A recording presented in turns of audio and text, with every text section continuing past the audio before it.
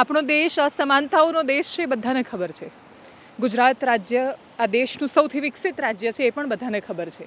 પણ એ જ વિકસિત રાજ્યના એક ખૂણામાં નર્મદાનું ઝરવાણી પણ આવેલું છે, પંચમહાલનું રતનમહાલ પણ આવેલું છે, દાહોદનું ગરબાડા પણ આવેલું છે. આ વિકાસ ઝંખતા જિલ્લાઓ છે. દેશમાં સરકારે એક સમયે જ્યારે વિકાસ ઝંખતા જિલ્લાઓની યાદી જાહેર કરી ત્યારે ગુજરાતનું નર્મદા અને ગુજરાતનો દાહોદ જિલ્લો શું કામ ટોચ પર હતા?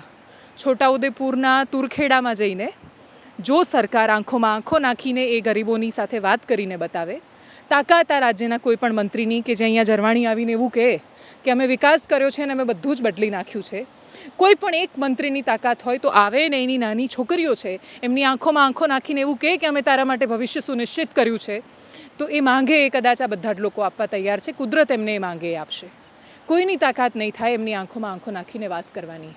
હજારો કરોડ ખર્ચીને મંચ બનાવીને એકના એક ભાષણો આપીને એકના એક વાક્યો બોલીને સ્વપ્રશસ્તિના ગીતો સાંભળતા સાંભળતા વક્તવ્યો આપવા અલગ વિષય છે અને ગ્રાઉન્ડ પર આવીને વાસ્તવિકતા જોવી અલગ વિષય છે.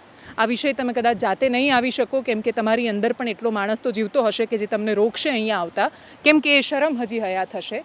તો અમે તમને આ નર્મદાના પાણીમાંથી એક ઢાંકણી મોકલીએ છીએ અને એ ઢાંકણી ડૂબી મરવા માટે નથી, એ સમજવા માટે છે કે આ ઢાંકણીમાં આ લોકોનું ભવિષ્ય ડૂબી રહ્યું છે. તમે એમને બહાર કાઢો એમાંથી, એ વિનંતી છે.